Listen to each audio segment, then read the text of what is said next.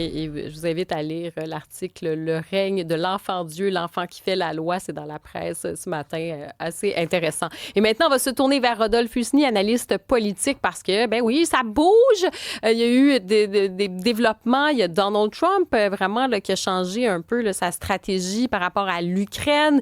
Donc, on va en parler dans quelques instants. On va parler aussi de M. Carney, demain, qui fait une rencontre, en fait, pour discuter des tarifs. Salut, Rodolphe. Bonjour Karima. Ben oui, parlons de Donald Trump, premièrement. Oui, écoute, je ne sais pas ce que tu fais le 2 septembre, mais en tout cas, selon Donald Trump, c'est l'échéancier OK. qu'il s'est fixé pour avoir la paix avec la Russie, en tout cas la Russie et l'Ukraine. Il a parlé aujourd'hui, il rencontrait le secrétaire de l'OTAN et il s'est donné 50 jours, un nouvel échéancier pour atteindre un accord de paix. Et comme tu viens de le dire, un renversement total. On se souvient que il y a quelques semaines, les Américains avaient dit faut qu'on arrête d'envoyer de l'armement en Ukraine, on n'en a Hmm. plus assez pour nous et tout ça. Et maintenant, changement, finalement, les États-Unis vont envoyer de l'armement, mais attention, c'est l'OTAN qui va le payer et les États-Unis qui vont vendre des systèmes qu'on appelle Patriot, donc des systèmes de missiles pour contrôler l'espace aérien, et les Américains vont le vendre à l'OTAN. Donc tout un changement en tout cas de dynamique du président américain Donald Trump suite à sa rencontre avec le secrétaire de l'OTAN. Non, mais c'est fascinant là, ce que tu dis. Puis, parce que, premièrement, bon, oui, sur la temporalité, on se rappelle avant que Donald Trump soit élu, il parlait que lui, il aurait réglé ça en 24 heures. On a compris que c'est un peu plus complexe que ça.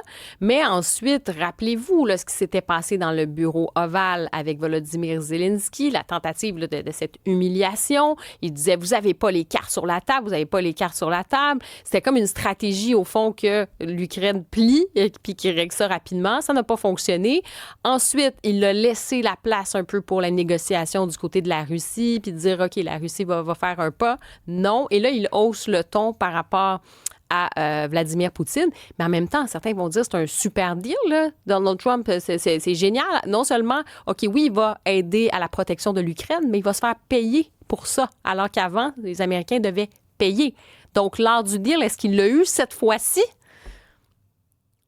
Ben oui, on dirait qu'il l'a eu doublement parce que d'un côté, l'Europe a dit qu'ils veulent se réarmer et là maintenant, ben, ils vont être pris à acheter en tout cas de l'armement américain et c'était un peu le contraire de la stratégie que le président Macron, par exemple, voulait ou l'Allemagne en disant l'Europe, on doit acheter européen, on doit développer notre défense européenne et l'Allemagne vient juste d'annoncer d'ailleurs qu'ils achetaient 2 systèmes patriotes pour donner encore une fois à l'Ukraine. Donc oui, il y a tout un changement et oui, je pense qu'en tout cas, M. Trump vient de faire un gros deal si ça se concrétise par la vente d'armes et que l'OTAN utilise son budget maintenant pour acheter de l'arme, des armements aux États-Unis pour le donner à l'Ukraine. Il a aussi haussé le ton avec la Chine et le Brésil parce qu'il a dit que ceux qui achetaient du pétrole à la Russie, ce qui veut dire bien évidemment la Chine et le Brésil, pourraient faire face aussi à des nouveaux tarifs, jusqu'à 100% de nouveaux tarifs.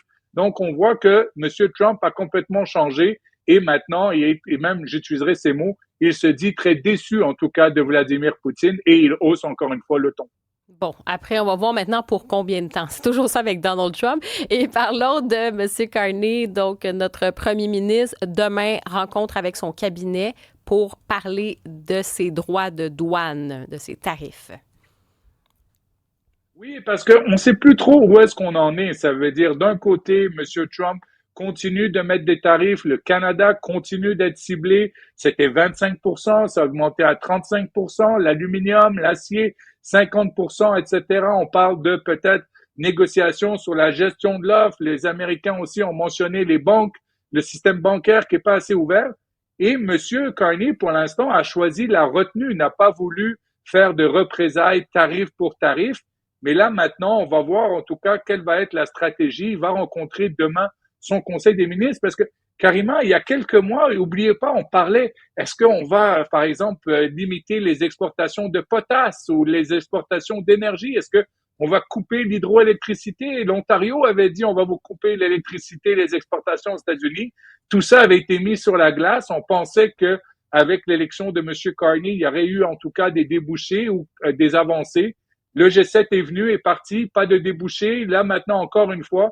Donc, on va voir qu'est-ce qui va se passer. Monsieur Carney s'était lui-même fixé un échéancier du 21 juillet. C'est la semaine prochaine. Je pense pas qu'on aura un accord. Donc, on va voir demain. Je pense qu'on est dû pour un peu plus de transparence. Et oui, peut-être, possiblement, montrer les dents. Hmm. Et il y en a un, est-ce qu'il va montrer les dents au cours des prochains mois? C'est M. Poilièvre. Est-ce qu'on a des petites nouvelles de M. Poilièvre, Pierre Poilièvre? Oui, M. Poilievre a fait une entrevue avec CBC en anglais. Je pense que c'est la première fois qu'il fait, en tout cas, une entrevue à The House, un programme qui est le samedi matin à la radio, où il a parlé un peu de sa défaite électorale. Il a dit que c'était beaucoup à cause des fonctionnaires à Ottawa. On se souvient bien évidemment que sa circonscription est à Ottawa, en banlieue d'Ottawa, où il y a beaucoup de fonctionnaires, et aussi sa promesse de couper, en tout cas, dans la fonction publique. Et il dit, en gros, j'ai fait la même chose que ce que Mark Carney a fait, parce que Mark Carney, par la suite, a lui aussi annoncé qu'elle est coupée, en tout cas dans la fonction publique. La seule différence, c'est que M. Carney a été élu premier ministre et lui a perdu sa circonscription. Donc, c'est intéressant, en tout cas, cette sortie de M. Poilievre qui parle maintenant de la fonction publique et qui dit, regardez, moi je l'ai dit, sauf que je me suis pas fait élire. M. Carney l'a pas dit, mais il est en train de le faire. Et en terminant, M. Carney a dévoilé ses actifs, mais c'est comme pour le budget, il ne dévoile pas de montant. Non, en fait, c'est la commissaire au conflit d'intérêts à l'éthique qui, vendredi après-midi, a dit que M. Carney a respecté les règles, ou en tout cas a dévoilé ses actifs. On apprend qu'il a plus de 574 actions différentes dans son portefeuille, mais comme tu viens de le dire, le gros problème, c'est qu'on ne sait pas combien vaut son portefeuille et il n'est pas chiffré. On sait qu'il a des actions, en tout cas, de Brookfield et d'autres entreprises qu'il s'engage, en tout cas, à avoir une muraille de Chine, comme on appelle. Ça veut dire qu'il ne soit pas là lorsqu'on discutera, par exemple, de Brookfield. Mais en tout cas, M. Poilievre est sorti aujourd'hui une petite conférence de presse à 13 heures en disant, ben écoutez, le plus facile, ce serait de vendre ses actions. Mais en tout cas, M. Carney, c'est pas très clair, en tout cas, qu'est-ce qu'il a et combien il vaut. Ça reste tout le temps un mystère. On se souvient que pendant la campagne électorale, plusieurs fois, des questions ont été posées et il n'a pas répondu à cette question. Bon, c'était pas nécessairement clair pour lui, mais avec toi, c'est toujours clair. Rodolphe Husny, merci d'avoir été là. On se retrouve demain. Je te remercie. Demain.